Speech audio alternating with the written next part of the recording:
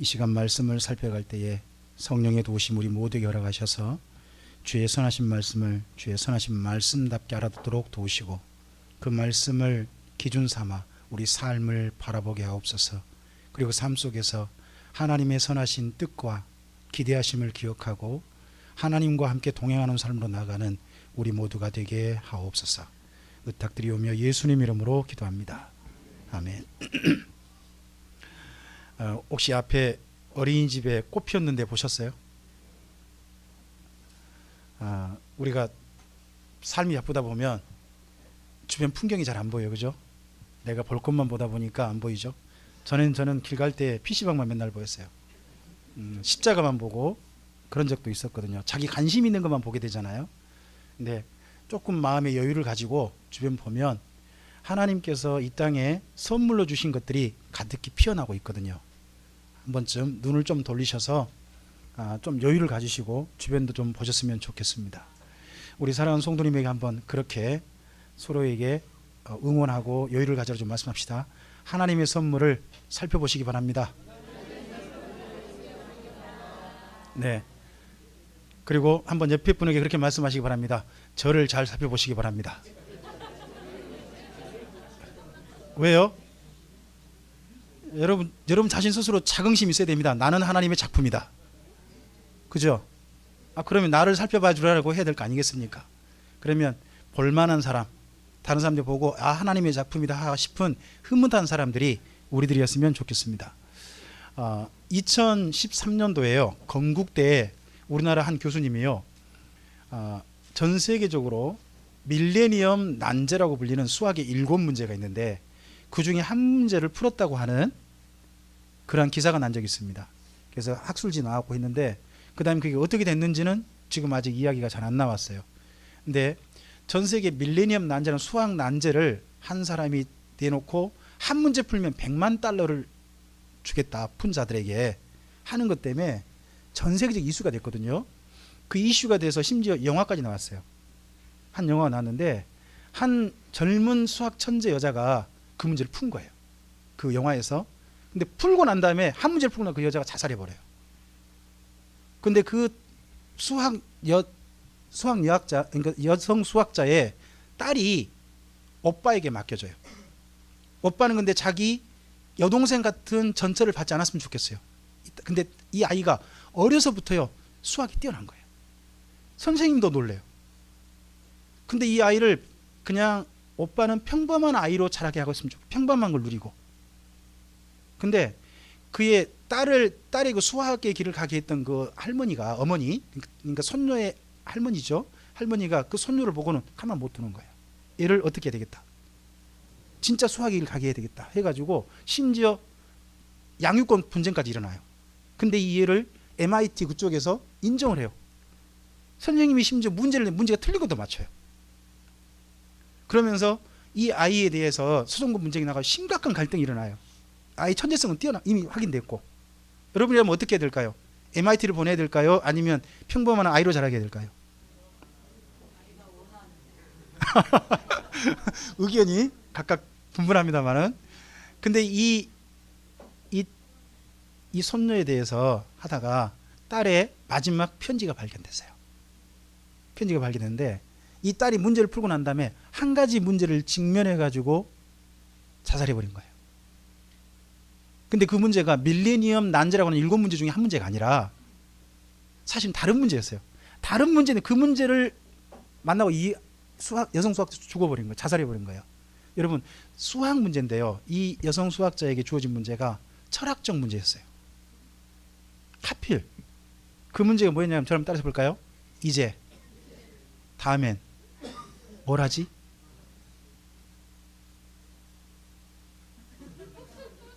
뭔가 이루었어요. 뭔가 이루었어. 이룬 인생들에게 그래 이 다음엔 뭐 할 거야? 하는 게 철학 문제예요. 지금까지 풀리지 않는 인생들에게 주어진 철학 문제라는 거예요. 철학의 심각한 주제예요. 우리가 한 번쯤 생각해 봐야 되죠. 나름 이루어봤다 생각하는 사람 있잖아요. 난 여기까지 이루었다. 그럼 나 이 다음에 뭐 하지? 그래서 인생은 끝없이요. 이 다음에도 또 해결할 숙제가, 풀리지 않는 숙제가 지소가 들어간 거예요. 그러니까 여성 수학자가 뭘 못 겠느냐 그러면 수학은 해결이 돼야 되잖아요. 근데 다음에 뭘 하지 하는 그거에 대해서 문제를 부딪히면 해결 끝나면 끝납니까? 또 해결할 거 또 인생은 지속이잖아요. 그러니까 이걸 못 견뎌서 이 여성 수학자가 자살했나 보다 하고 짐작이 돼요. 그래서 자기 딸을 그러한 수학자로 내몰았던 그 할머니가 울어요. 울면서 그 아이 딸에 대한 이제 뭐 마지막 손녀에 대한 조건이 MIT 가서 공부는 해요. 근데 자기 또래 여자들은 즐겁게 뛰노는 장면으로 마지막 마무리되어져요. 어떻게 보면 미국식의 해법을 하나 주어진 영화거든요. 제가 영화 리뷰를 한번 말씀드렸어요. 무슨 영화인지 궁금하세요? 그럼 인터넷상에 한번 검색을 한번 해보세요. 뭔 영화인지. 자, 그런 게 있는 것처럼 오늘 제가 한번 이 땅 가운데서 멋지게 인생에 자수성가한 사람을 좀 소개를 할게요. 우리 선우가 너무 잘 읽어줬죠? 우리 1절만 다시 한번 읽겠습니다. 36장 1절만 읽어보죠. 에서 곧 에돔의 족보는 이러하니라. 자, 여기 족보라는 말을 제가 여러분께 한번 주일 오후 예배 때 창세기 족보라고 해가지고 한번 제가 말씀드린 적이 있었어요. 기억나실까요? 기억이 안 나신 분들은 오후 예배 참석 안 한 거죠. 설마 그날 참석하시고서 졸으셨어요? 괜찮아요. 그래도 괜찮아요. 그래야 제가 또 말할 수 있으니까. 자, 여기 족보란 말은요, 족보란 말도 되지만 다른 말로 역사란 말이에요. 여러분 족보 그러면 족보책에 뭐예요? 내 이름 쓰고 그런 것만 쓰잖아요. 근데 원래 성경에 말하는 족보는 그 사람뿐만 아니라 그 사람이 살아온 인생을 기록했다는 거예요. 성경에 창세기에 보면 몇 사람의 족보가 나와요. 아담의 족보가 있어요. 노아의 족보가 있어요. 그리고 아브라함의 족보가 안 나와요. 아브라함의 족보가 안 나오고 그 다음에 갑자기 이삭의 족보가 나와요. 그리고 야곱의 족보가 있고 여기 한 사람 또 누구? 에서의 족보가 있는 거예요. 근데요, 아담 나머지 네 사람의 족보는요 전부 다 하나님께 돌아온 사람, 하나님의 사람들의 족보예요. 그렇죠? 근데 오직 한 사람, 에서라는 사람의 족보는 성경이 지금 한 장을 차지했거든요. 36장 한 장을 차지했는데 이 사람의 족보는 마지막에 말라기에 이렇게 결론되어져요. 한번 따라서 해볼까요? 하나님께서 야곱은 사랑하시고 에서는 미워하셨다. 일단은 하나님의 평가예요. 하나님의 평가는 뭐예요? 에서는, 야곱은 사랑받을 만한 사람이었고, 그죠? 그리고 에서가 하는 행동은요, 미운 짓거리였다. 이렇게 하는 거예요. 자, 일단은 뭔 일을 했는데 그러지? 우리 궁금하잖아요. 그래서 그 부분을 오늘 말씀에서 좀 몇 군데 정리 한번 해보자는 겁니다.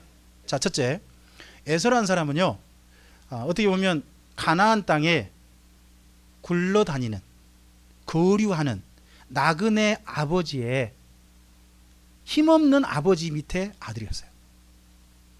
그 근처에 토백이가 아니고 가나안 땅을 차진 하나도 못하고 돌고 있는 그런 아들이었어요. 근데 그 아들이 보니까 아버지가 너무 힘이 없는 거예요. 그 근처에서, 그 가나안 땅에서요, 자기 나름의 힘을 가지고 한 땅을 딱 차지하려면 무슨 능력을 길러야 될까요? 땅을 차지하려면 싸움의 능력인 거예요. 그래서 어려서부터 에서는 뭐를 힘썼느냐? 사냥에 힘썼어요. 사냥을 즐겼어요. 사냥을 얼마나 잘했든지 그 주변 모든 사람들에게 소문이 난 거예요. 그래서 에서는 싹수가 벌써 있다. 저 사람 잘 내 사이로 맞아들여가지고 장차 내 땅을 저 사람한테 맡겨야 되겠다는 족장이 두 사람이나 드러난 거예요. 그래서 자기 딸을 이 에서에게, 세상에 굴러다니는, 그 당시에 가나안 땅에 힘도 없는 집에 이 아들에게요, 시집을 보낸 거예요. 자기 족장들이, 자기 딸을. 그럼 족장들이 그냥 있을까요? 뭔가 싹수가 있으니 그렇게 할 거 아니에요. 그냥 족장들은. 뭐 우리나라도 대기업이라든지 정치인 고위급 가면 장차를 생각해서 그냥 장가 보내고 그냥 시집 보내지 않잖아요. 가문을 좀 더 융성하게 만들었다고 그만큼 그럴 거 아닙니까? 그런 것들이 충분히 있었다고 봅니다. 그 정도로 에서는 대단했습니다. 대단해서 오늘 에서가 어느 정도 그 당시에 어마어마하게 이루었는지를 약간 이야기합니다. 여러분 거기 6절 있죠? 6절부터 8절까지 함께 읽어보겠습니다. 에서가 자기 아내들과 자기 자녀들과 자기 집의 모든 사람과 자기의 가축과 자기의 모든 짐승과 자기가 가나안 땅에서 모은 모든 재물을 이끌고 그의 동생 야곱을 떠나 다른 곳으로 갔으니 두 사람의 소유가 풍부하여 함께 거주할 수 없음이라. 그들이 거주하는 땅이 그들의 가축으로 말미암아 그들을 용납할 수 없었더라. 이에 에서 곧 에돔이 세일산에 거주하니라. 자, 에서가요 야곱이 바단 아람에서 외삼촌 라반의 집에서 재산을 모으고 있는 동안 에서도 헛시간 보내지 않았다는 거죠. 어마어마하게 모은 거예요. 이걸 모아서 심지어 둘이 이제는 아버지가 기반으로 했던 헤브론 근처에서 함께 살 수가 없었어요. 도저히 살 수 없으니까 우리 어떻게 하자, 따로 떨어지자 하는데요, 누가 기꺼이 떠나요 거기를? 여러분, 새로운 곳에 그 이미 자리 잡은 곳에서 계속해서 자기 기업을 키워가는 게 좋겠습니까? 아니면 아무도 없는 자기 지역을 새로운 지역 가가지고 새로 개척해가지고 자리 잡고 하는 게 그게 쉽겠습니까? 어느 쪽이요? 이미 그곳이죠. 근데 그곳은 누구한테 양보하고? 동생한테 양보하고 자기는요 새로 개척하라는 거예요. 세일산 나오죠. 여러분, 세일산이 왜 세일산이라 이름 붙였을까요? 왜 세일산이에요? 왜 세일산이냐? 세일이라는 사람이 자기 땅을 한 거예요. 옛날에는 자기 민족이요 그 지역을 갖다가 이름 붙일 때 자기 민족 이름 붙여버리는 거예요. 여러분, 가나안 땅은 왜 가나안 땅이에요? 예, 가나안 족속이 그 땅을 찾을 때 가나안 이름 붙여버린 거예요. 나중에는 또 다른 민족이 거기에 강자가 되지만 맨 처음에 이름 붙인 사람은 누구였어요? 가나안 족속이 가나안이 되는 거예요. 그런 것처럼 세일산은요 세일이라는 사람이 그 땅을 차지하고 있어요. 그래서 그 족속을 보고 호리 족속이라고 합니다. 호리 족속이라는 족속이 그 땅을 차지하고 있어요. 그런데 호리 족속이 먼저 터줏대감인데 터줏대감인 족속을 쫓아내고 본거지를 새롭게 그 땅을 내 땅이야 라고 차지한 사람이 누구? 에서였습니다. 그럼 에서의 군사력과 힘이 보이죠. 이미 그 땅을 오래 차지하고 있는 족속을 쫓아내버리고 그 땅에 터줏대감이 될 만큼 강력한 힘을 가지고 있는 사람이 누구? 에서였습니다. 그리고 여러분, 세일산 그러면 규모가 어느 정도 크게 생각됐어요? 세일산 어느 정도 넓을까요? 쉽게 여러분 지리산에 생각하시면 돼요. 지리산의 규모가 어떻게 되죠? 전남, 전북, 경북, 경남, 이 어마어마한 땅덩어리 상당히 많은 부분을 지리산 차지하고 있죠. 세일산은요 작은 산이 아니에요. 여기서 출발해서 심지어 여러분 성경에 자꾸 보면 유브라데 강 나오죠. 유브라데 강변까지 모든 세일산에서부터 유브라데 강변까지 차지한 족속이 에서 족속이에요. 그러면 에서라는 사람의 에서의 후손들이 얼마나 강력했는지가 보이죠. 고대에는 어떤 땅을 이미 차지하고 있는 땅을 차지하려면 결국 전쟁해야 되거든요. 그럼 전쟁에서 다 이겼다는 거죠. 그러면 그 첫 출발지에 번거지를 마련한 사람이 누구? 그럼 또 여쭤보겠습니다. 왜 에서는 세일산이라고 하는 이곳을 갖다가 일부러 자기 땅을 만들었을까요? 왜? 살만하고 뭔가 이것이 우리 민족이 이 땅을 차지하면 장래가 있다는 거죠. 왜 그럴까요? 가보면 거기 지금 요르단이거든요. 요르단의 페트라라는 지역이에요. 근데 광야예요, 광야. 농사 짓기도 마땅치가 않은 곳이에요. 목축도 겨우 해요. 별로 안 돼요. 근데 왜 거길 차지해요? 왜? 하필. 맞아요, 세금이에요. 자, 그 당시에는 중요한 상인도 두 개가 있어요. 해변로가 있어요. 비아 마르사라 불리는 해변로가 있어요. 그리고 산길로는 빠른 길이 있어요. 빠른 길. 여러분, 신선품 같은 거 빨리 좀 유통기한인 거 빨리 좀 왔다 갔다 해야 되잖아요. 그 빠른 길을 가리켜서 킹스 하이웨이라고 그래 불러요. 왕의 도로. 이 왕의 도로에서 왕의 도로가 관통하는 그곳이 바로 세일산이에요. 그럼 이곳을 차지하고 있으면 그 지나간 사람 뭐 해야 돼요? 통행세를 내는 거예요. 안 지날 수가 없어요, 거기를. 이집트하고 바벨론 사이에 어마어마한 무역이 왔다 갔다 하거든요. 거기를 차지하고 있으면 이 모든 게 다 되는 거예요. 심지어 이곳이 점점 어디까지? 저쪽 바벨론 땅 근처 유브라데 강변까지도 차지하는 거예요. 그럼 그 많은 킹스 하이를 누가 다 차지한 거죠? 에서 족속이. 어때요? 여러분 그냥 이룬 겁니까? 대단히 이룬 겁니까? 이 정도면 자수성가 정도가 아니라 어마어마하게 이룬 사람입니다. 여러분 성경에서 우리가 에돔이라는 족속을 그냥 맨날 하나님께서 미워하신다 이런 쪽으로 보니까 그러지 실제 보면 대단했던 겁니다. 이들이 만든 유적지가 지금 현재 페트라 비슷한 곳입니다. 거기를 이제 에서 족속이 쫓겨나고 나바티안이라는 족속이 차지했다는 분도 있습니다. 실제로 지금 현재 우리가 보는 유적지는 나바티안이라는 족속의 유적지일 수도 있습니다. 근데 그들이 거기를 차지할 때 차지한 출발지를 누가 만든 겁니까? 에서가. 그러면 봅시다. 에서는 자기 대에서 머문 겁니까? 자손 대대로 그 땅이 더 확장된 겁니까? 여러분 기업을 자기가 이룬 사람도 상당하지만 그 기업이 몇 대를 이어가지고 아름다운 기업이 되게 한 사람 또 대단한 능력 아닙니까? 그렇죠? 그런 사람이 누구? 에서였습니다. 그리고 이 에서 족속은요 출발하자마자 바로 이렇게 불립니다. 15절 보세요. 에서가 차지하자마자 그 땅에 사람들 에서 후손들을 뭐라고 불렀는지 읽어볼까요? 에서 자손 중 누구요? 이 족장이란 말이 지배자예요. 그러니까 에서 족속은 그 주변에 뭐가 된 거죠? 지배자라고 하는 족장이 된 겁니다. 요즘 저 영어로 해볼게요. 치프란 말 있죠? 그 주방에서 맨 위에 또는 어디에 회사에서 맨 저 위에 오너 같은 그런 분들 치프라 부르잖아요. 치프가 바로 이 족장이란 말이에요. 이 말에서 연결됩니다. 계속 읽어볼까요? 에서의 장자 엘리바스의 자손으로는요 대만 족장, 오말 족장, 수보 족장, 그나스 족장과 고라 족장, 가담 족장, 아말렉 족장이니 이들은 에돔에 있는 엘리바스의 족장들. 이 다음 보면 계속 족장들이 나옵니다. 어마어마한 지배하는 족장들이 나와요. 근데요 한 가지 이름을 좀 보셔야 돼요. 아말렉을 줄거 놓으셔야 돼요.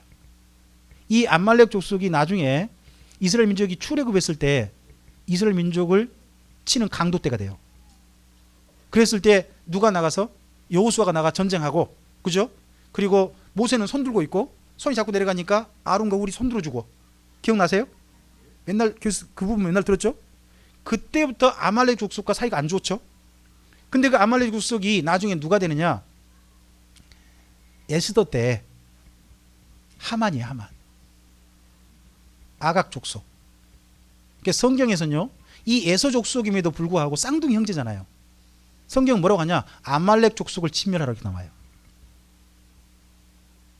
자, 뭔가 출발이 좀 에서는 굉장히 동생한테 너그러웠죠. 양보하고 자기는 가서 그랬잖아요. 출발이 좋았는데 후손들 사이 뭔가 좀 이상하죠. 그죠? 또 그것도 하나 좀 기억 한번 해보시고 그 다음 좀 더 봅시다. 이것은 제가 이제 여담을 하나 좀 볼만한 건데 우리 20절부터 좀 읽어볼까요? 그 땅의 주민 호리 족속 세일의 자손은 로단과 소발과 시브온과 아나와 이송과 에셀과 디산이니 이들은 에돔 땅에 있는 세일의 자손 중 호리 족속의 족장들이요. 로단의 자녀는 호리와 헤맘과 로단과 누이 딥나요. 소발의 자녀는 아란과 마나핫과 에발과 스보와 오남이요. 시브온의 자녀는 아야와 아나이며 이 아나는 그의 아버지 시브온의 나귀를 칠 때에 광야에서 온천을 잠깐 멈춰보세요. 방금 거기 읽었던 그 부분은요 호리 족속이에요. 그러니까 에돔 족속이 세일산을 차지하면서요 본래 살고 있던 호리 족속을 지배해가지고 노예계급 만든 것 같아요. 자기 밑에 노예층으로. 근데 그 호리 족속의 그 다음 후손들을 이야기하는데 그 가운데 그 아야가 있고 아나가 있죠. 방금 24절에 그 아나가 뭘 발견했다고요? 광야에서 온천. 그러면 그 온천이 지금 있을까요 없을까요? 이쪽이면 어느 나 땅이죠? 지금으로 말하면 어느 나 땅? 요르단. 그래서 여러분 그래서 인터넷 쳐보시면 돼요. 요르단 온천. 그러면요 요르단 온천에 마인 온천 폭포라는 게 나와요. 이 폭포가 3,000년 넘었을 걸로 봐요. 거기 온천은 특별한데요. 그거 다른 곳일 수도 있겠습니다만 전 거기라고 좀 생각하고 있는데 모르니까 여기 이렇게만 써놨으니까 거긴요 온천물이 쏟아 나와가지고 맨 처음 80도 그렇게 된대요. 근데 그 물이 모여가지고 폭포로 쏟아요. 폭포로. 여러분 온천 폭포 들어보셨어요? 온천물이 폭포로 떨어져. 그래서 밑에요 관광객이 다 와요. 근데 성지순례는 여기 안 가요. 이건 진짜 관광 온 사람들이 간 데라. 여르단 관광 저기 저 7박 6박 7일 뭐 코스 같은 거 있잖아요. 그 속에 반드시 온천이 들어가요. 페트라 반드시 가고 온천 여기 반드시 가는 거의 한 패키지로 들어 있어요. 그 정도로 유명한 곳이에요. 가보고 싶지 않아요? 온천 물 위에서 떨어진대. 폭포로. 이거 인터넷상 보면 진짜 가보고 싶어요. 물이 작게 떨어진 것도 아니고 어마어마하게 떨어져요. 온천 물이. 세상에 그런 광이 또 광야. 광야에서 이런 물이 떨어진다니까 너무 좋잖아요. 어쨌든지 거기가 발견했다는 거죠. 자, 이제 방금은 호리 족속 부분을 보였고 다시 에돔 족속 돌아가 봅시다. 31절을 줄거 보세요. 31절. 자, 읽어보겠습니다. 이스라엘 자손을 다스리는 왕이 있기 전에 에돔 땅을 다스리던 왕들은, 자 봅시다. 여기 이스라엘 자손이 왕이 있기 전에 어느 나라부터 왕이 있었다고요? 이스라엘 족속은 누구부터 왕이죠? 사울, 다윗, 솔로몬 이렇게 가잖아요. 그럼 사울 이전에 어느 족속은 벌써 왕을 뒀어요? 에돔 족속은. 근데 여기 잘 읽어보면 거기가 거의 에돔의 에서 바로 한 손자 그때부터 바로 된 게 보여요. 벌써 그러면 세일산에서 뭘로 군림하고 있는 거예요? 왕이요, 왕. 여러분 대단하게 이룬 거죠, 에서가. 그런 이룬 사람들 이야기 쭉 나와요. 그리고 마지막으로 다시 한번 정리해줘요. 에서족보의 40절, 우리 마지막 읽어볼까요? 40절부터 43절 읽겠습니다. 에서에게서 나온 족장들의 이름은 그 종족과 거처와 이름을 따라 나누면 이러하니 딥나 족장, 아라 족장, 여대 족장, 오홀리바마 족장, 엘라 족장, 비논 족장, 그나스 족장, 대만 족장, 밉살 족장, 막디엘 족장, 이람 족장이라. 이들은 그 구역과 거처를 따른 에돔 족장들이며 에돔 족속의 조상은 에서더랍니다. 여기 31절부터 39절 사이 보면요, 한 가지 에돔 족속의 독특한 왕제도가 보여요. 에돔 족속은 왕위가 계승되지 않아요. 종족별로 돌아가요. 돌아가면서 왕이 된 거예요. 그러니까 앞서서는 이 족속이 왕이 됐으면 그 다음 왕은요 또 다른 족속이 왕이 되는 거예요. 이런 식으로 왕위를 이 후손들이 서로 돌아가면서 왕의 역할을 해가지고 그 족속 전체를 다스리는 일이 있단 말이죠. 여러분 이런 거 쉬워요, 어려워요? 옛날 고대에? 그럼 이런 제도를 맨 처음 마련한 사람이 누구겠어요? 여러분 에서가 그러면 한 게 너무 많은 거예요. 자기 족속이 확실한 땅도 마련했죠. 그죠? 넓은 땅을 치는 본거지를 확실하게 마련했어요. 장차도 보고 그 땅을 또 차지했어요. 그죠? 그리고 본래 살았던 족속은 자기 밑에 확실한 족속으로 복속시켰어요. 거기다가 후손들이 살아갈 방법도, 너희들 앞으로 이렇게 살아가는 방법도 나름 마련해 줬어요. 여러분 이 정도 이뤘으면 그 사람을 위인이라고 하겠습니까? 악인이라고 하겠습니까?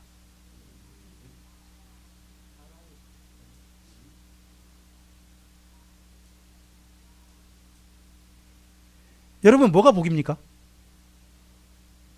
만약에 어떤 사람이 이루고 이 땅에서 가지고 하는 걸로 복으로 본다면 여러분 여기에서는 어떤 사람입니까? 아닙니까? 정말 복받은 사람이잖아요. 근데 에서에 대해서 성경은 이렇게 말씀합니다. 하나님은 에서를 미워하셨다. 그러면 창세기에서 말씀하고 있는 게 뭔가를 우리가 좀 이해를 해야 되잖아요. 우리는 자꾸 뭐에 지금 눈에 지금 돌아가 있냐 그러면, 마음이 있냐 그러면 내가 이 땅에서 뭔가 이루어야 된다, 뭔가 해내야 된다, 뭔가 가져야 된다, 뭔가 어디 위치에 올라가야 된다.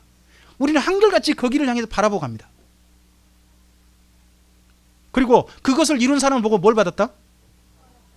여러분 복 받았다 그러면은 여러분 기독교인 가운데서, 우리나라 대한민국 현재 살아계신 기독교인 가운데서 뭔가 어느 자리에 올라갔다 하는 게 복이라면 최고의 복은 누가 현재 받으셨을까요?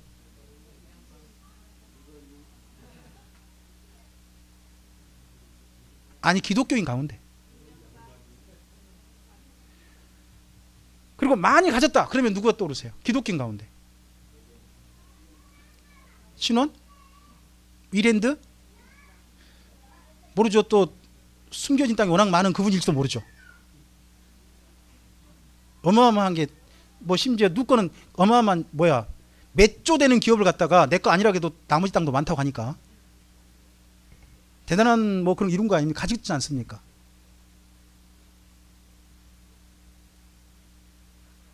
여러분 그게 복일까요?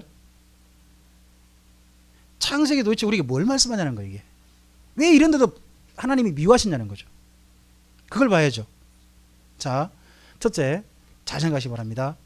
에서는요 자기 아버지한테 몇 년을 배웠어요. 아버지가 돌아가실 때까지 그가 60세에 태어났잖아요. 그리고 180세에 돌아가시잖아요. 그럼 몇 년? 120년을 아버지를 보고 살았어요. 이삭을 보고 사는 거잖아요. 근데 이삭이 어떻게 살아요? 하나님을 경외하며 살아요. 근데 그 아버지가 섬기는 하나님을 따라가요, 안 따라가요? 따라가지 않습니다. 120년이라는 기회를 주셨습니다. 하나님께서.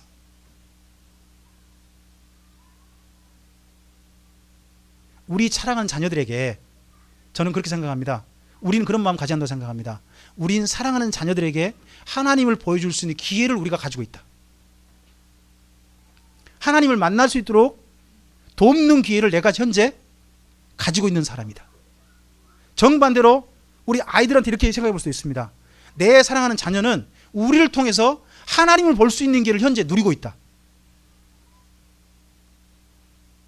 이 마음으로 주 앞에 있어야 할 줄로 믿습니다.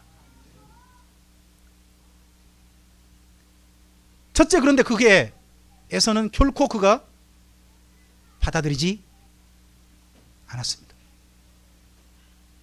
두 번째, 에서 그렇다 합시다. 그런다 할지라도 그럼 에서의 후손은 어떤 신을 섬겼을까요? 자기 에서의 아버지가 여호와 하나님 섬겼지 않습니까?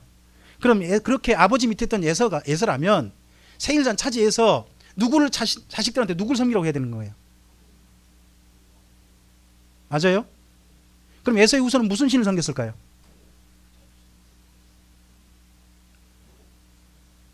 우상만 섬겼거든요. 많은 걸 이루었어요. 어마어마한 걸 이루었어요. 또 좋은 제도도 후손들에게 물려줬어요. 하지만 그런 에서가 한 가지는 정확하게 안 한 거예요. 뭐랬냐? 하나님을 확실히 떠난 거예요. 그의 삶을 통해서. 그러니까 자식들이 어떻게 해요? 그의 아버지 에서를 닮아서 따라서 확실하게 하나님을 떠난 거예요. 심지어 하나님의 도우심 가운데서 이제 가나안 땅을 찾은 이스라엘 민족과 평생 원수가 돼요. 여러분 그런 모습을 보시고 하나님께서 에서 족속에 대해서 어떤 마음을 품으셨다는 거예요? 에서를 미워하신다. 다시 한번 이 땅 가운데서 우리의 삶을 좀 점검해 봤으면 좋겠습니다. 우리는 무엇을 향해 걸어가고 있습니까? 그래서 오늘 제목을 그렇게 붙여봤습니다. 에서 다음은. 우리 다음은 어쩔까요? 한 수학자가 자살했다고 하는 그 철학적인 문제. 그래, 이 다음은 뭐 하지? 이제 이 다음은 뭘 하지? 여러분 현재 자리에서 우리는 현재 무엇을 다음 일을 하려고 생각하고 계십니까? 어떤 일입니까? 에서의 모습을, 이 가문의 모습을 보면서 우리의 역사도 쓰고 있음을 기억해 보시기 바랍니다.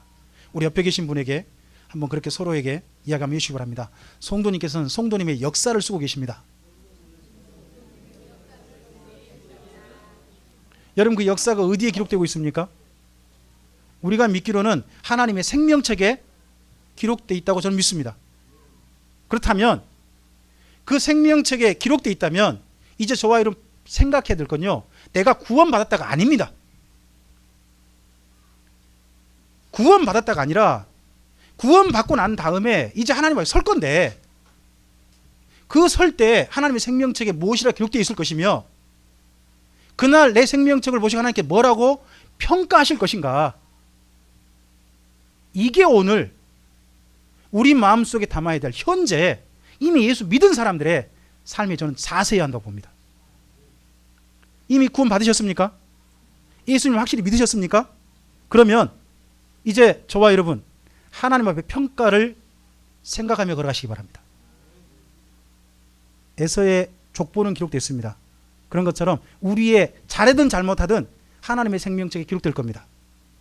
기록된 그 이야기 속에 우리 모든 참빛교회 성도님들의 받으실 마지막 평가는 착하고 충성된 종아 내가 잘하였도다 하시는 그 말씀으로 마지막 평가가 되기를 주님의 이름으로 축복합니다. 우리 사랑하는 성도님에게 여러분이 하나님이 되신 입장에서 성도님이 그렇게 평가를 듣기를 원하는 마음으로 그렇게 한번 얘기해 주실까요? 목소리를 좀 짝 깔아도 됩니다. 착하고 충성된 종아 내가 잘하였도다. 조금 에코를 넣으셔도 괜찮아요. 이 이야기로 저와 여러분 삶이 기결되기를 주님의 이름으로 축복합니다. 기도하겠습니다. 주님 감사합니다. 오늘 에서의 족보 이야기를 살펴보았습니다. 그 이름들이라든지 이야기가 굳이 우리가 무슨 상관이 있겠습니까? 하지만 에서의 족보를 일부러 성경에 기록하신 하나님의 마음은 우리가 이해해야 되고 그런 족보를 바라보고 오늘 하나님께서 그럼 우리 삶에 무엇을 원하시는지는 우리가 감각해야 할 줄로 믿습니다. 주님, 우리는 무엇을 바라보고 어디를 바라보고 무엇을 하기 위해서 지금 현재 이 자리에 서 있습니까? 다시 한번 우리가 바라보는 목적지, 목표를 에서와 비교해보고 주님 앞에 과연 우리는 어떠한 말씀을 들을 것인지 우리가 평가를 들을 말씀을 다시 한번 기억해보고 삶을 추스릴 수 있고 다짐할 수 있고 더욱더 힘있게 걸어갈 수 있는 우리가 되게 하옵소서. 주님께 의탁드리오며 예수님 이름으로 기도합니다. 아멘.